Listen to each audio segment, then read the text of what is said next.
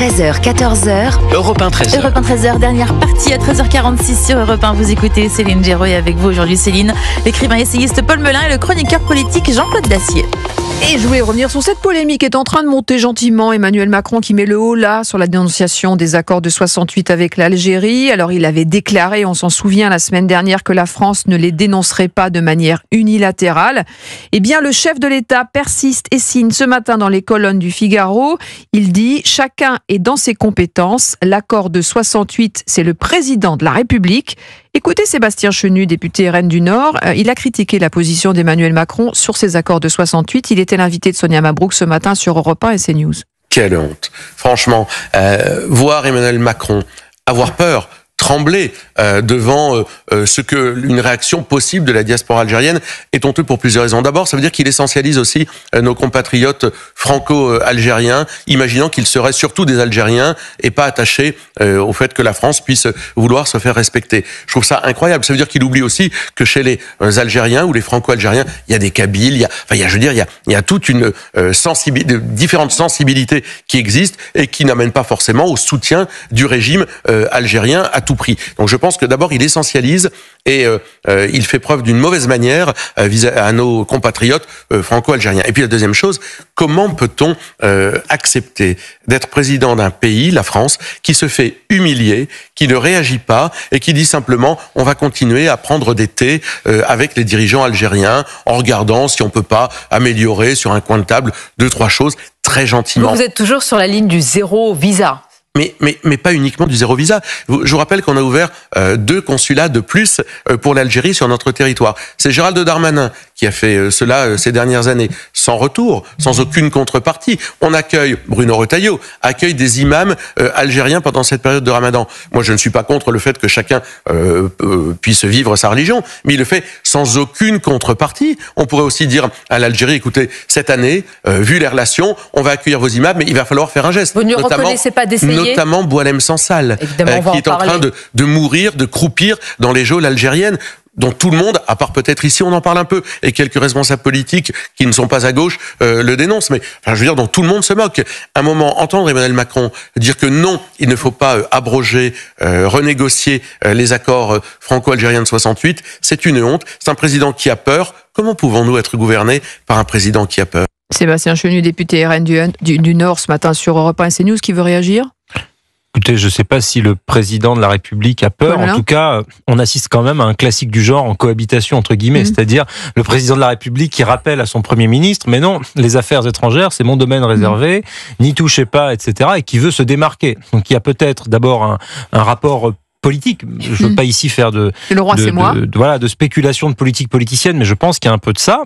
Et c'est encore une fois un classique du genre. Je renvoie aux cohabitations sous Mitterrand ou sous Chirac, c'était un peu la même chose. Et deuxièmement, on sait qu'Emmanuel Macron, par rapport à l'Algérie, et pas seulement pour des raisons vis-à-vis de la diaspora, en France, a un rapport à l'Algérie qui est différent dans son appréciation, dans la façon dont il considère le gouvernement algérien, de la lecture qu'en a eu Bruno Retailleau ou François Bayrou. J'ai été surpris d'ailleurs d'entendre François Bayrou avec autant de soutien de Bruno Retailleau. Voilà, exactement, avec ce tandem un peu improbable qui s'est noué entre Bruno Retailleau et François Bayrou, avec une certaine forme de sévérité et de force dans la relation diplomatique, ce qui me paraît être le bon discours.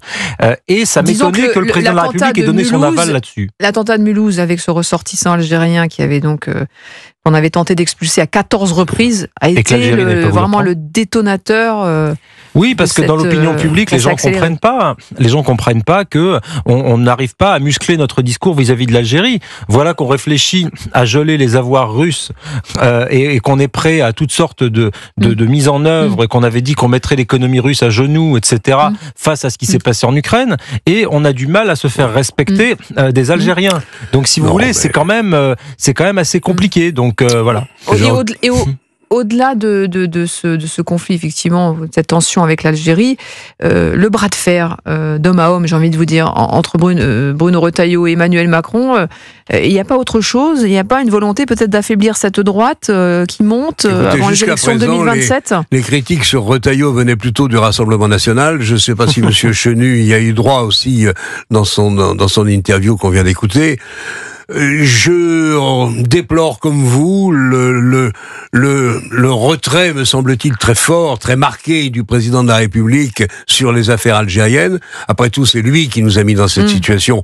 Je ne le désapprouve pas sur sa position sur le Maroc, mais néanmoins sur le Sahara occidental.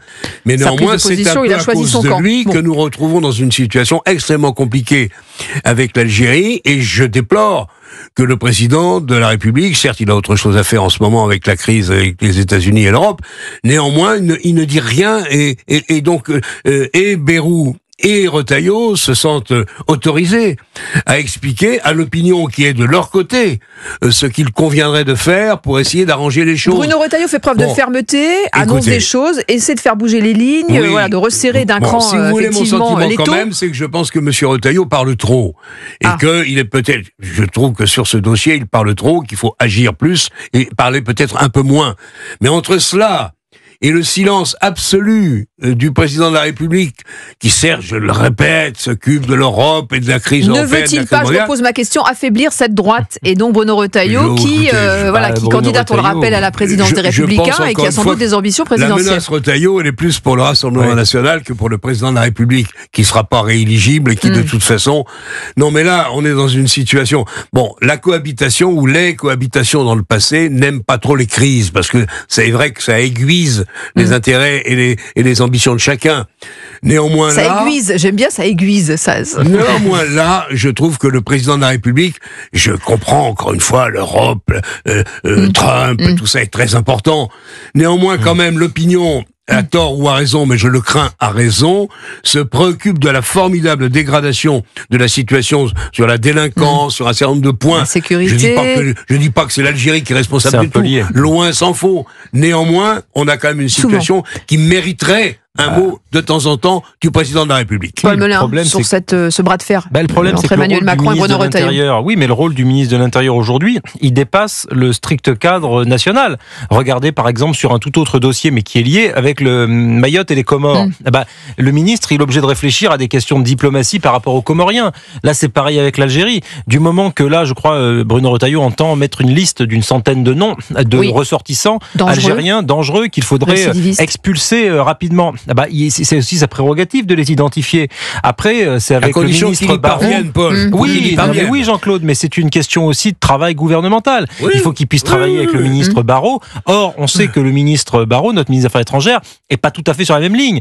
Lui a annoncé il y a pas si longtemps avoir des doutes quant aux intentions algériennes. On sent qu'il a un discours beaucoup plus lisse, beaucoup sur la ligne Macron. Vis-à-vis, mais sur la ligne Macron. Peut-être qu'il y a aussi, alors là, je vais peut-être leur faire un peu un cadeau au gouvernement et au président de la République, mais peut-être qu'il y a aussi une stratégie, ce serait pas la première fois, vous savez, une stratégie good cop, bad cop, où il y a Bruno Retailleau et François Bayrou qui tapent du poing sur la table, le président qui arrive derrière et qui essaie d'arrondir un peu les angles, parce qu'il a eu jadis des discours, notamment sur le parcours mémoriel, etc., de la guerre d'Algérie, assez enclin au dialogue avec Tebboune. Il y a quand même une vraie divergence là. Et il y a une divergence de fond, mais il suffit d'instrumentaliser un peu cette divergence de fond pour faire une espèce de double discours vis-à-vis de l'Algérie et essayer de parvenir à nos fins. Ça s'est déjà vu par le passé en diplomatie.